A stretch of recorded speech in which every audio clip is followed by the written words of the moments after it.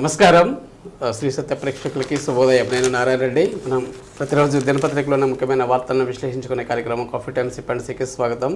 ఈరోజు ముఖ్యమైన వార్తలను విశ్లేషించేందుకు మనతో ఉన్నారు సీనియర్ జర్నలిస్ట్ పొన్నూరు వెంకట శ్రీనివాసులు గారు. మరి వారిని అడిగి ముఖ్యమైన విశేషాలు ఏంటో చూద్దాం. నమస్కారం గురుగారు.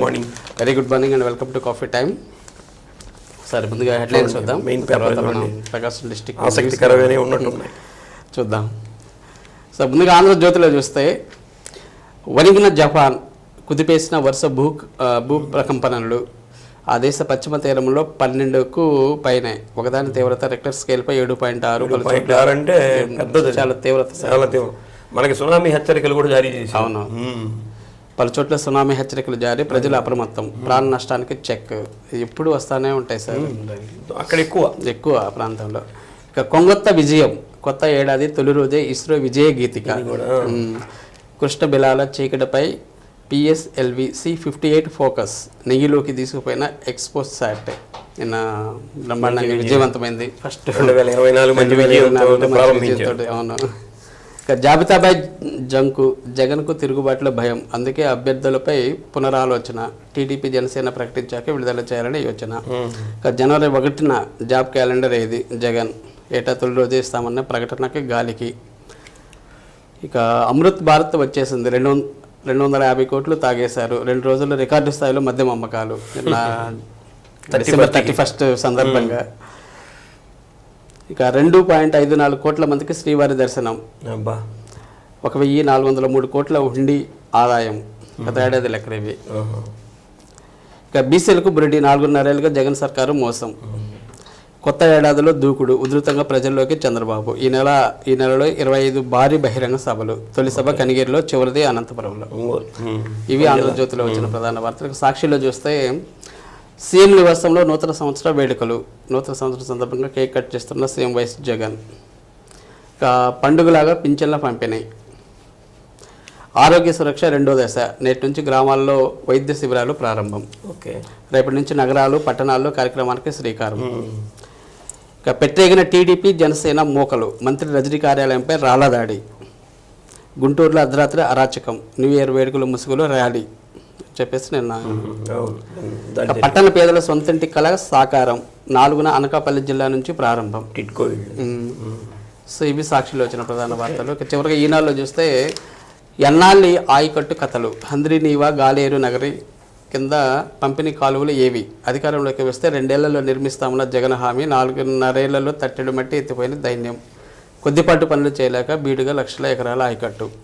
ఇక కాపు ఓట్లకు వైకాపా వేట. అటు ముద్రగడ, ఇటు వంగవెట్టి కుటుంబాలపై దృష్టి. జైలు గోడల మధ్య దళితుల ఆహాకారాలు. విచారణ ఖైదీలుగా మగ్గిపోతున్న ప్రతి 5గురిలో 2 దళితులు, గిరిజనులే. ఇక మద్యం అమ్మకాల్లో జగన్ ప్రభుత్వం రికార్డు. ఇవి సార్ ప్రధాన వార్తలు. మిగతా అన్నీ కూడా కామన్. ఇక మన ప్రకాశం జిల్లా వార్తలకు వస్తే ఘనంగా నూతన సంవత్సరానికి స్వాగతం ఎలా జరిగింది నిన్న? గత సంవత్సరానికి వీడ్కోలు, నూతన సంవత్సరానికి ప్రారంభం ఘనంగానే జరిగింది. అన్ని రాజకీయ పార్టీల నాయకులు, అన్ని దేవాలయాలు, అందరు అధికారులు కూడా కార్యాలయాలు అన్ని కళకళలాడినాయి. అన్ని దేవాలయాల్లో కూడా నిన్న శ్రీగిరి వెంకటేశ్వర స్వామి వారిని దర్శించుకోవడానికి భక్తులు బారులు తీరినటువంటి సందర్భం కూడా కనిపించింది. అలానే అర్ధరాత్రి 12 గంటలప్పుడు సాయిబాబా మందిరాల్లో కూడా ఈ వేడుకలు ఘనంగా చేసుకున్నారు. అలానే ఈ చర్చిల్లో, మసీదుల్లో వీటిలో కూడా ప్రత్యేకమైనటువంటి ప్రార్థనలు కూడా నిర్వహించడం జరిగింది. ఎంపీ మాగుంట శ్రీనివాసరెడ్డి గారు నిన్న అందుబాటులో ఉన్నారు. వారి కార్యాలయంలో కేక్ కట్ చేయడం, అభిమానులు అందరూ రావడం కూడా జరిగింది. అలానే మాజీ మంత్రి సిద్ధరాఘవరావు గారు వారింట్లో కూడా ఈ కేక్ కట్ చేయడం ఇవన్నీ చేశారు. అలానే రాష్ట్ర మంత్రి వర్యులు ఆదిమూలపు సురేష్ గారి క్యాంప్ కార్యాలయం ఉంది కదా అక్కడ వారు కూడా చేశారు. బాలినేని శ్రీనివాసరెడ్డి గారు హైదరాబాద్లో ఉన్న సందర్భంలో వారు ఇక్కడ జిల్లాలో ఉన్నటువంటి ప్రజలందరికీ కూడా నూతన సంవత్సర శుభాకాంక్షలు అందరికీ తెలియజేయడం కూడా జరిగింది. మొత్తం మీద ఇటువంటి పోలీసులు కూడా బాగా శ్రద్ధగా చేసినట్టు తెలుస్తుంది. అంటే నైట్ టైం కూడా ఎక్కువ ఎటువంటి అవాంఛనీయ సంఘటనలు ఒంగోలు నగరంలో అయితే జరగల. మొత్తం మీద ప్రశాంతంగా నూతన సంవత్సర వేడుకలు జరిగినాయి. అందరూ కూడా హ్యాపీగా ఉన్నారు. Okay, right. ఏంటి సార్ రేషన్ పంపిణీకి వాలంటీర్ల పెత్తనం? ఇదేదో వాలంటీర్లకి ఇస్తున్నారట కొత్తగా జీవో దగ్గరుండి. అంటే దగ్గరుండి కాదు, ఇదివరకు బండి పెట్టి పంపించేవాళ్ళు కదా, అది కాకుండా ఇప్పుడు ఏదో ఒక సెంటర్ని ఐడెంటిఫై చేస్తారట. ఇదిగోండి ఇంటింటి బియ్యం పంపిణీ జనవరి 1 నుంచి రాష్ట్ర ప్రభుత్వం మంగళం పాడింది. ఆ స్థానంలో పట్టణ గ్రామాల్లో ఇప్పటికే గుర్తించిన పాయింట్ల దగ్గర అంటే ఒక బజార్ ఉంటే పాయింట్ పెడతారట. అక్కడ వాలంటీర్ ఉంటాడు. వాలంటీర్ ఉండి వాళ్ళకి అక్కడ ఇప్పించేదానికి ఏర్పాటు చేస్తున్నారు. అసలు రేషన్ దుకాణం ఉంది కదా, అదే పాయింట్ కదా. ఇంకా మళ్ళీ ఇది ఎందుకు అంటే రేషన్ దుకాణాలు తక్కువగా ఉంటాయి కదా, దూరంగా వెళ్ళి తెచ్చుకోవాలి. ఇప్పుడైతే ఒక బజార్ ఎక్కడన్నా పెడతారు, పాయింట్ పెట్టి పెడతారు. అది కూడా వెహికల్ కూడా అదే కదా, అదే కదా ఇప్పుడు చేసేది కూడా అదే వాస్తవానికి. మరి దాంట్లో మార్పులో ఏదన్నా ప్రజలకి ఏదైనా ప్రయోజనం చేకూర్చాలనే ఉద్దేశం ఏమో. ఇప్పుడు వాలంటీర్లకు 750 రూపాయలు పెంచారు. ఆ పెంచినటువంటి వారు ఈ పని కూడా చేస్తున్నారు. ఈ 750 రూపాయలు పౌర సరఫరా శాఖ ద్వారా ఇస్తారట, దానికి భారం. అందుకని వాళ్ళ చేత ఈ పని చేస్తున్నట్టు కూడా తెలుస్తుంది. వీళ్ళు ఏం చేయాలి అంటే మొత్తం మీద ప్రజలకి ఒక పాయింట్ ని తెలియజేస్తారు. అంటే వాలంటీర్ కాబట్టి వాళ్ళ దగ్గర సెల్ నెంబర్లు ఉంటాయి. ఇదిగో ఈ పాయింట్ లో మీకు బియ్యం ఇస్తున్నారు, రేషన్ ఇస్తున్నారు, కాబట్టి మీరు వచ్చి తెచ్చుకోండి అని చెప్పి ఈ రోజు నుంచి ఆ విధంగా అమలయ్యేట్లు తెలుస్తుంది. మొత్తం మీద అది ప్రాక్టికల్ గా ఎలా ఉంటుందో చూడాలి. మరి ఇంతకంటే మెరుగ్గా ఉంటుందా, లేకపోతే ఇంతకంటే ఎక్కువ జనాన్ని ఇబ్బంది పెట్టుద్దా అనేది. ఇక వేడుకలు వెళ్ళే విషాదం ఏంటి సార్, ఇది ఎక్కడ జరిగింది? ఇలాంటివే మన బాగా జరిగేటటువంటి కార్యక్రమాల్లో ఈ పిల్లల్ని రాత్రిపూట ఈ బళ్ళ మీద తిరగద్దు అనేది, అందుకే పెద్దవాళ్ళు కూడా కంట్రోల్ చేయాల్సినటువంటి అవసరం ఉంది. అయినా కానీ వినేటటువంటి పరిస్థితులు లేరు. వీళ్ళ బేస్తవారిపేట 3 పిల్లలు, ఇద్దరికి 19 సంవత్సరాలు, ఒకటికి 20 సంవత్సరాలు. 20 సంవత్సరాలు కూడా నిండల, 3 స్పాట్ డెడ్. ఘోరమైనటువంటి ఇది. వీళ్ళది బేస్తవారిపేట అయితే వీళ్ళు అర్ధరాత్రి బేస్తవారపేట దగ్గర వేరే ఊరు ఇది పాపాయిపల్లె వీళ్ళది. అక్కడి నుంచి బేస్తవారపేటకి వెళ్ళారు ఫ్రెండ్స్, వీళ్ళందరితోటి కలిసి అందరికి శుభాకాంక్షలు చెబుతాను వెళ్ళారు. వాళ్ళందరికీ శుభాకాంక్షలు చెప్పారు, అయిపోయింది. వాళ్ళ పాటికి వాళ్ళు ఇళ్ళకి వెళ్ళిపోయారు. వీళ్ళు మళ్ళీ వీళ్ళూరు రావాలి. వీళ్ళూరు వస్తుంటే రాత్రిపూట అక్కడ టీ తాగుదామని పోతే అక్కడ సెంటర్స్లో లేవట. వేరే మార్గంలోకి వచ్చి అక్కడ టీ తాగుదామని వాళ్ళు వస్తుంటే ఒక బొలెరో వాహనం బాగా స్పీడ్గా వచ్చి గుద్దటం వీళ్ళ ట్యాంక్ కూడా పగిలిపోయిందట. ఇది వీళ్ళ బండి ట్యాంక్ పగిలిపోయి దాంట్లో నుంచి మంటలు కూడా వచ్చింది. మంటలు వస్తే ఒక అతను గురు చనిపోయారు, ఒక అతను బాడీ కూడా సగం కాలిపోయిందట. చూడండి ఎంత ఘోరమైనటువంటి మృత్యువు. ఇప్పుడు వీళ్ళ పాటికి వీళ్ళు పోయారు పాపం. వాళ్ళు 3 కుటుంబాలు ఎంత విషాదానికి వెళ్తాయి. ఆ పాపాయిపల్లి అన్నటువంటి గ్రామం ఎంత విషాదానికి వెళ్తుంది. అందుకని అర్ధరాత్రి పూట మనం ఈ పిల్లలది ఏమో తప్పు లేకపోవచ్చు, కానీ ఆ బడిలో వచ్చేవాడికి తప్పు ఉండొచ్చుగా. ఎవరైనా సరే అటువంటి సమయంలో మారుమూల ప్రాంతాల్లో రావడం, రోడ్లన్నీ ఖాళీగా ఉంటాయి, ఎవరి పాటికి వాళ్ళు స్పీడ్గా వస్తుంటారు. ఇలాంటివి జరిగేటటువంటి ప్రమాదం ఉంది. అది హైవే అంటే అది కూడా అమరావతి అనంతపురం జాతీయ రహదారి మీద జరిగినటువంటి సంఘటన ఇది. ఏదైనా కానీ ఇంక పోయినటువంటి ప్రాణం రాదు. కాబట్టి ఇలాంటి మనకు ఒంగోలు అయితే ఇది జరగల, అంటే జిల్లా మొత్తం మీద ఇది ఒక్కటే జరిగినట్లుగా తెలుస్తుంది. ఏదైనా ఒక్కటి కూడా జరగకుండా ఉంటే ప్రశాంతంగా ఉండేది. పాపం వాళ్ళ 3 తల్లిదండ్రుల యొక్క ఆవేదన ఎవరు తెలుస్తారు. కాబట్టి ఇటువంటివి లేకుండా ఉంటే మంచిది. ఓకే సార్, మరో వార్త, డిఆర్డిఏ పీడీ బాధ్యతల స్వీకరణ sir. DRDA పీడీగా incharge పీడీగా Tella Ravikumar గారు నిన్నటిదాకా బాధ్యతలు నిర్వహిస్తున్నారు. ఓకే, అయితే దానికి సంబంధించి కొత్తగా ఒక అధికారిని నియమించారు. వీరు వసుంధర గారు, టి వసుంధర గారు. డిఆర్డిఏ అంటే పెద్ద ప్రాజెక్ట్ అది. దాని మీద ఈ మహిళా సంఘాలు ఇవన్నీ దాని మీదే నడిచేది, కాబట్టి ఎక్కువ పని ఉండేటటువంటిది. కాబట్టి దానికి తప్పనిసరిగా ఒక పీడీ అవసరం అయితే ఉంది, అంటే ఆ పనుల వరకు చూడటానికి. నిన్న దగ్గర తేళ్ల రవికుమార్ గారు ఉన్నారు. ఇప్పుడు వీరికి బాధ్యతలు అప్పచెప్పారు. వీరు నెల్లూరులో డిఎల్డిఓలో పనిచేస్తున్నారట. ఇక్కడికి ట్రాన్స్ఫర్ మీద వచ్చారు. మరి కూడా మంచి అధికారిగా గుర్తింపు ఉందట దీంట్లో, ఈ రంగంలో. కాబట్టి చక్కగా పనిచేస్తామని చెప్పి వారు కూడా చెప్పడం జరిగింది. సరే, ఇది తమిళనాడులో బోట్ల సమస్యలు పరిష్కరిస్తాం. తమిళనాడు సోనా బోట్లు అని చెప్పి మన తీర ప్రాంతంలోకి వస్తుంది. రెగ్యులర్ గా సమస్య ఉంది. అంటే ఎప్పుడు ఉండే సమస్య అంటే ఈ సోనా బోట్లని వేరే వాళ్ళు ఈ ప్రాంతానికి రాకూడదు. అసలు ఆ సోనా బోట్లన్నా కూడా సముద్రానికి ఇన్ని మీటర్ల అవతల తిరగాలి. ఎందుకంటే ముందుకు కనుక వస్తే ఈ సంప్రదాయ పద్ధతుల్లో వాళ్ళకి ఇబ్బంది కలుగుద్ది. అసలు వేరే ప్రాంతం వాళ్ళు కూడా రాకూడదు ఈ ప్రాంతం, ఎక్కడ వాళ్ళకి అక్కడే. కానీ ఆ సోనా బోట్లతోటి మన ఇక్కడ ఉన్న మత్స్యకారులకు ఇబ్బందులు కలిగిస్తున్నారు. దానికి మెరైన్ పోలీసులు కూడా వాళ్ళని వెంబడించడం, ఇవన్నీ కూడా చాలా సందర్భాల్లో జరిగినాయి. నిన్న మత్స్యశాఖ మంత్రి కేంద్ర మంత్రి మన కొత్తపట్నం మండలం కేపల్లిపాలెంలో ఆయన పర్యటించారు. ఆయన పేరు పరశోత్తమ రూపాల.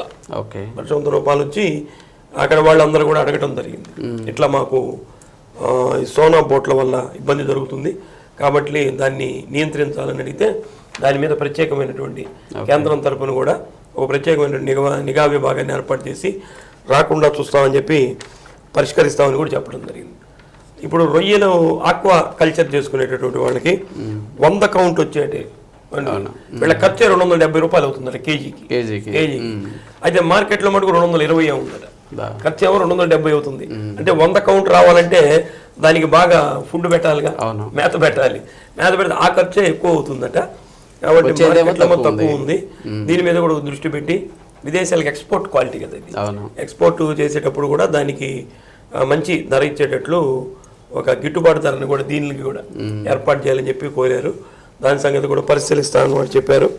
అలానే వీళ్ళకి క్రెడిట్ కార్డ్స్ కూడా ఏదో ఇచ్చారట, వీళ్ళకి సంబంధించినటువంటి కిసాన్ క్రెడిట్ కార్డ్స్.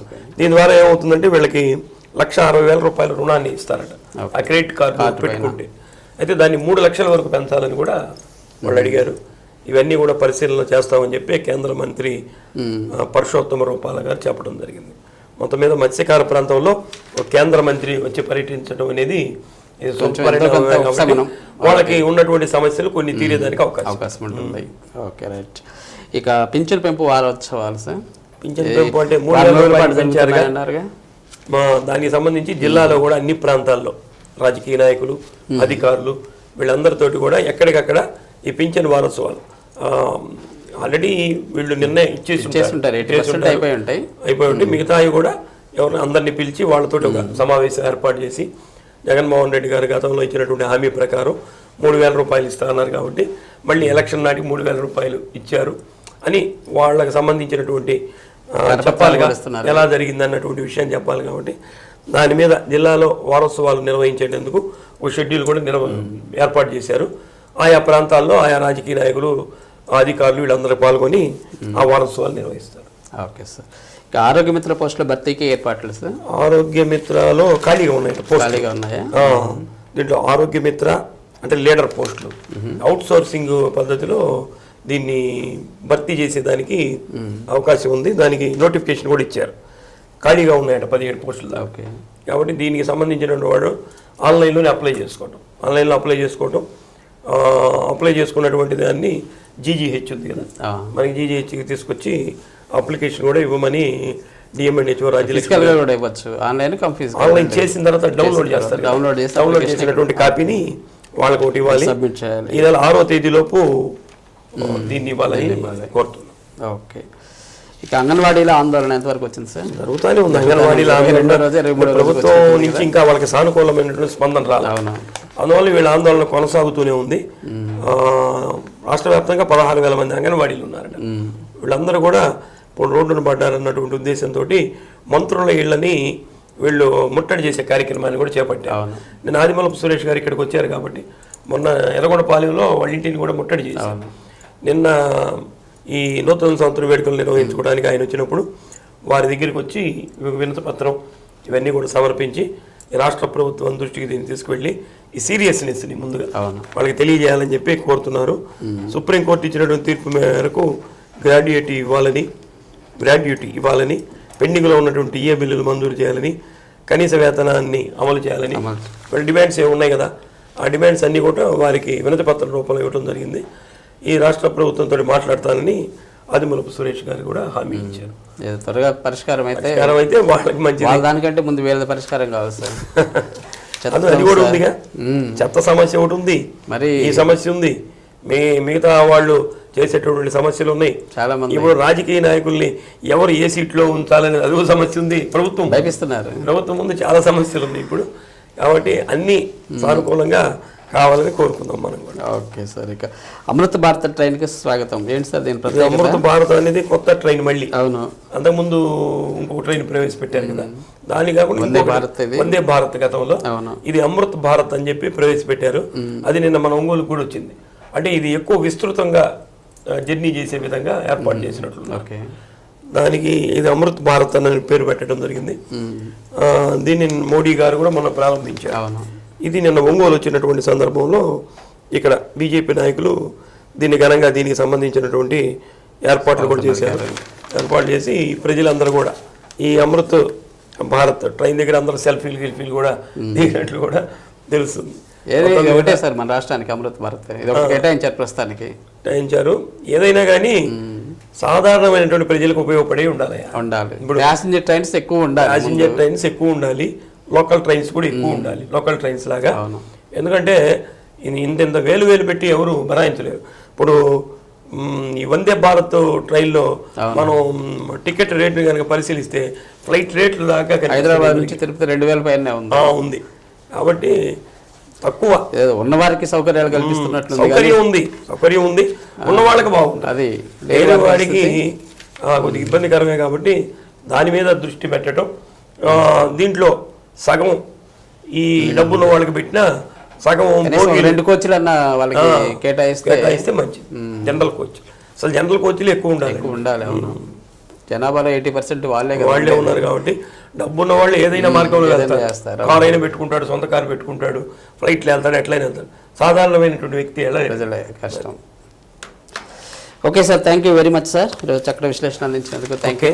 మరి ఇదండి ఈనాటి కాన్ఫిడెన్స్ పల్సీ కార్యక్రమం. తిరిగి రేపు ఉదయం 8:30 ఇదే కార్యక్రమంలో మరిన్ని తాజా వార్తలతో మళ్ళీ కలుసుకుందాం.